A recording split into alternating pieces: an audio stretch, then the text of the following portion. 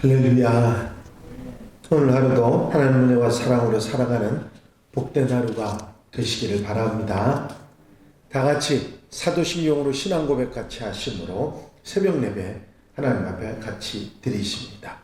전능하사 천지를 만드신 하나님 아버지를 내가 믿사오며 그 외아들 우리 주 예수 그리스도를 믿사오니 이는 성령으로 잉태하사 동정녀 마리아에게 나시고 본디오 빌라도에게 고난을 받으사 십자가에 못 박혀 죽으시고 장사한 지 사흘 만에 죽은 자 가운데서 다시 살아나시며 하늘로 오르사 전능하신 하나님 우편에 앉아 계시다가 저리로서 산 자와 죽은 자를 심판하러 오시리라. 성령을 믿사오며 거룩한 공예와 성도가 서로 교통하는 것과 죄를 사하여 주시는 것과 몸이 다시 사는 것과 영원히 사는 것을 믿사옵나이다. 아멘. 할렐루야. 함께 보실 하나님의 말씀은 출애굽기 28장 30절로부터 43절 말씀까지입니다. 출애굽기 28장 30절로 43절에 있는 말씀 한 절씩 교독하시겠습니다.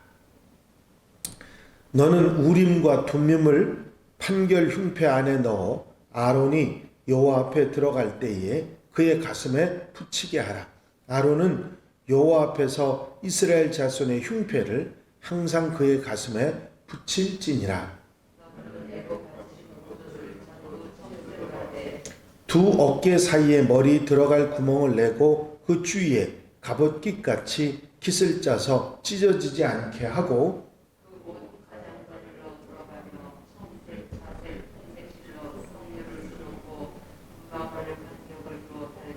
그 옷 가장자리로 돌아가며 한 금방울 한 석류 한 금방울 한 석류가 있게 하라.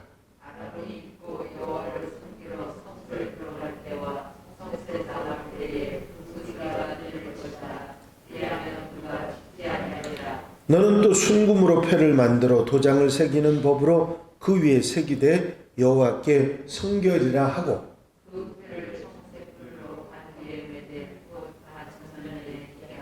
이 패를 아론의 이마에 두어 그가 이스라엘 자손이 거룩하게 드리는 성물과 관련된 죄책을 담당하게 하라. 그 패가 아론의 이마에 늘 있으므로 그 성물을 여호와께서 받으시게 되리라.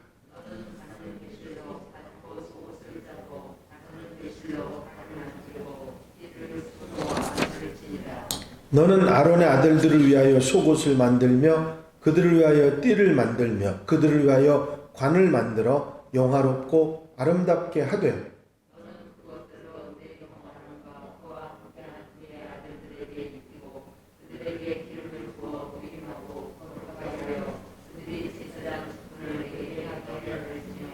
또 그들을 위하여 배로 속바지를 만들어 허리에서부터 두 넓적다리에까지 이르게 하여 하체를 가리게 하라.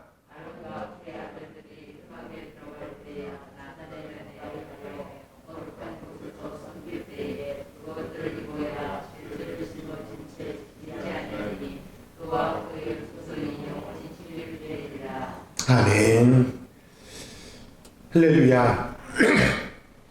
이제 제사장의 의복에 관한 말씀 가운데 제일 먼저 하신 말씀은 에봇에 관한 말씀이었고 그 에봇 위에 붙이는 판결 흉패에 관한 말씀을 하신 다음에 이제 그 판결 흉패에 넣었던 우림과 둠밈에 관한 말씀과 함께 이제 에봇 안에 입었던 겉옷 그리고 속옷 그리고 속바지에 관한 말씀과 머리에 썼던 관에 관한 말씀을 이어서 하고 계십니다. 오늘 함께 읽으신 본문이 바로 그 말씀인데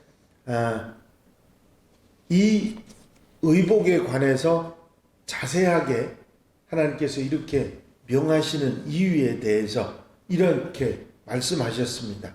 아론과 그 아들들이 회막에 들어갈 때에나 제단에 가까이 하여 거룩한 곳에 섬길 때에 그것들을 입어야 죄를 짊어진 채 죽지 아니하리니 그와 그의 후손이 영원히 지킬 규례니라.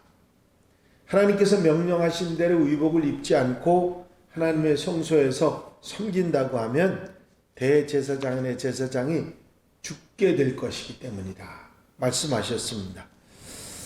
이 말씀을 읽으면서 그 말씀이 생각이 나시죠? 임금이 예수님께서 하신 비유입니다. 그 임금의 아들의 혼인잔치에 참여했는데 예복을 입지 않아서 수족을 결박당한 채 바깥 어두운 데로 쫓겨나서 이를 갈게 된 사람들에 대한 비유가 마태복음 22장에 나옵니다. 예복을 입지 않고 왕의 잔치에 들어와 앉아있다고 하는 것은 왕에 대한 모욕이었기 때문에 그렇게 대우를 받았죠. 이제 하나님께서 하나님을 섬기는 제사장과 대제사장들의 복색에 관해서 말씀하시고 그 복색으로 하나님을 섬기라, 그 옷을 입고 하나님을 섬기라 하신 것입니다. 성경 말씀은 우리에게 하나님의 방식대로 하나님을 섬기라고 가르치고 있죠. 우리의 정성이 아니라 하나님 말씀대로 하나님을 섬겨야 한다 하는 말씀을 하고 있습니다. 성경은 우리 안에 하나님께서 받으실 만한 어떤 것을 가지고 있다고 하는 그런 교만한 마음으로는 하나님을 섬길 수 없다고 분명히 말하고 있습니다. 우리가 살펴보는 이 대제사장의 의복에 관한 옷에 관한 교훈도 역시 그런 것 중에 하나일 것입니다. 하나님 말씀대로 잘 그 의복을 갖추고 하나님을 섬겨야 한다 하는 것을 하나님이 정해 주신 것입니다. 겉옷에 대한 말씀은 31절부터 35절까지가 나와 있는데요. 겉옷이라고 표현되어 있기는 하지만 앞치마 뒷치마 같은 에봇이 맨 위에 있고 그 안에 있는 옷, 그것이 겉옷입니다. 거의 무릎까지 내려오는 옷인데 이 옷의 맨 가장자리로는 청색, 자색, 홍색 실로 석류를 수놓아서 매달게 되어 있습니다.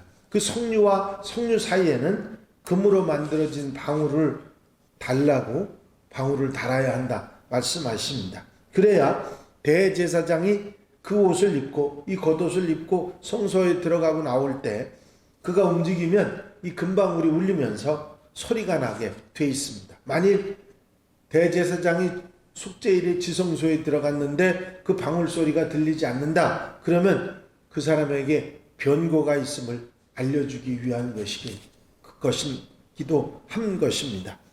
이어지는 36절부터 38절까지에 보면 머리에 쓰는 관과 금패에 관해서 설명하고 있죠. 대제사장은 두건과 같이 세마포로 이렇게 말아 올린 모자를 썼는데 그것을 성경에는 우리의 관이라고 표현되어 있고요. 이 관 위 이마 부위에 금패를 만들어서 그곳에다가 여호와께 성결이라고 쓰고 이 관에다가 매달도록 이마에 부착할 수 있도록 그렇게 만들라고 하셨습니다. 또 39절부터는 속옷에 대한 규정이 나옵니다. 이 겉옷은 청색으로 에봇 위에 에봇 속에 입었는데 소매가 없는 옷입니다. 그런데 이 속옷은 그 안에 받쳐 입는 것으로 소매가 팔 끝까지 나오고 이 그 겉옷 청색 겉옷 밑으로 나오는 그런 하얀색 세마포로 통으로 짠 옷이었습니다. 대제사장의 겉옷 청색 겉옷하고 에봇을 빼면 나머지 속옷과 나머지 장식은 제사장들이 입던 옷입니다.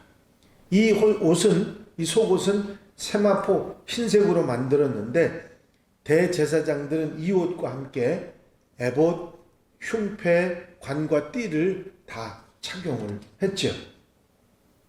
하나님께서는 이들의 의복에 대해서 대제사장에 대해서 말씀하신 것처럼 용화롭게 아름다우며 거룩하게 하기 위함이라고 40절과 41절에 말씀하고 있는 것입니다. 이제 하나님께서 이렇게 말씀하신 옷을 입었다고 해서 하나님 앞에 완전하게 설 수 있는 흠없는 존재가 되느냐? 아닙니다. 그 하나님께서 명하신 그런 제사장의 의복을 입었다고 해서 그가 죄인이 의인이 되는 것은 아니고요. 그럼에도 불구하고 하나님께서 왜 이런 옷들을 요구하셨을까? 자기가 입은 그 옷을 늘 입으면서 제사장들에게 항상 하나님 앞에 자신을 돌아보고 속죄하고 바로해야 된다는 것을 인식시키기 위함입니다. 미국의 소설가 한 사람이 행복한 위선자라고 하는 소설을 썼는데요. 그 소설에 보면 주인공 로드 헬이라고 하는 사람이 나오는데 그 사람은 아주 타고난 악한 사람이었습니다. 그는 하루도 쉬지 않고 나쁜 짓을 저질렀고 그 일을 저지르면 얼굴이 흉하게 변하는 그런 사람이었습니다. 그런데 그가 하루는 한 여인을 보고 사랑에 빠집니다. 그런데 그 여인은 자기와는 너무 달리 순수하고 착한 성품을 지닌 더군다나 외모도 아주 아름다운 여인이었습니다. 그래서 이 운명의 사랑을 놓치고 싶지 않아서 이제 온화해 보이는 성자의 가면을 쓰고 그녀를 만나기 시작합니다. 그리고 그녀를 만나면서 이전과는 180도 다른 선행을 베풀며 사는 그런 삶을 살게 되죠. 그렇게 몇 년이 지났습니다. 그런데 이 로드헬의 과거의 비밀을 알게 된 여자가 나타납니다. 이 여자는 기회를 보고 있다가 로드헬이 그의 아내와 함께 많은 사람들 앞에 있을 때 나타나서 로드헬의 가면을 확 벗깁니다. 그런데 가면 뒤에 있던 이 로드헬의 얼굴은 전에 그렇게 흉측했던 모습이 아니라 이미 가면의 얼굴과 똑같은 성자의 모습이었다 하는 소설입니다. 이것은 바로 그런 모습으로 살아가려고 노력하고 애쓰고 항상 가면을 쓰면서 내가 이처럼 살아야지 했던 로드헬에게 그런 귀한 모습을 주셨다는 얘기입니다.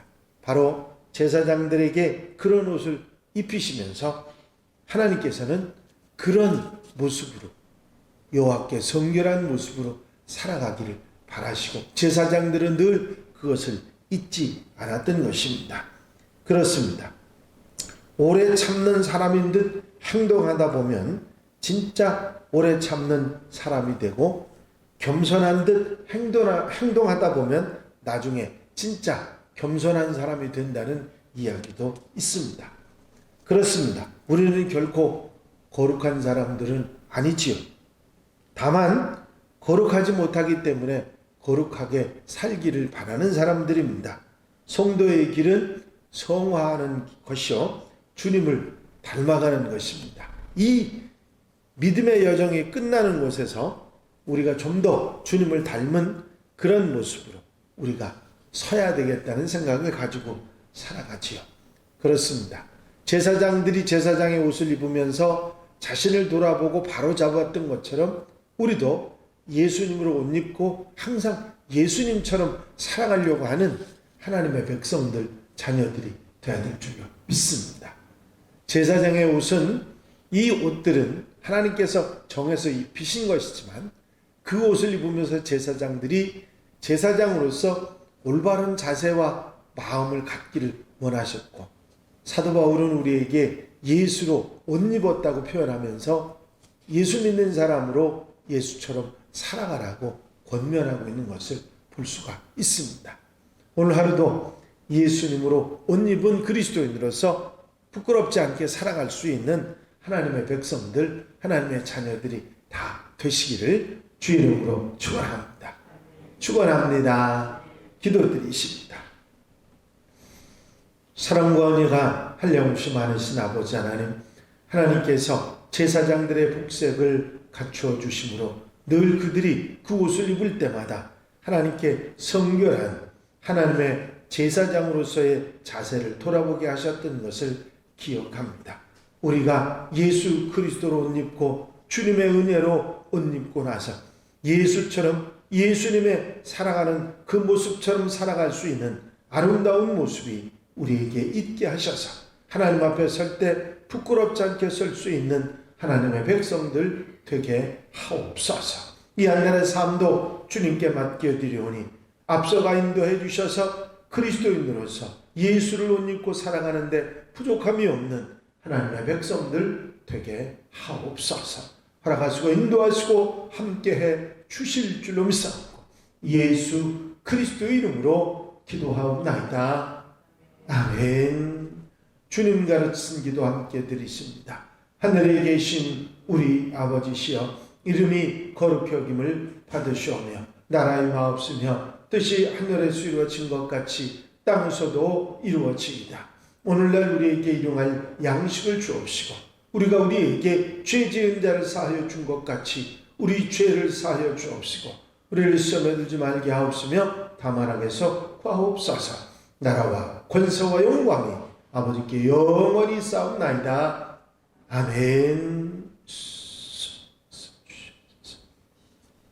이 시간 기도하실 때에 함께 갑시다 프로젝트 위해서 기도해 주시고 교회 공통기도 제목들 중보기도할 분들 질병에 힘들어하는 분들 위해서 기도하시고 자유롭게 기도하시겠습니다.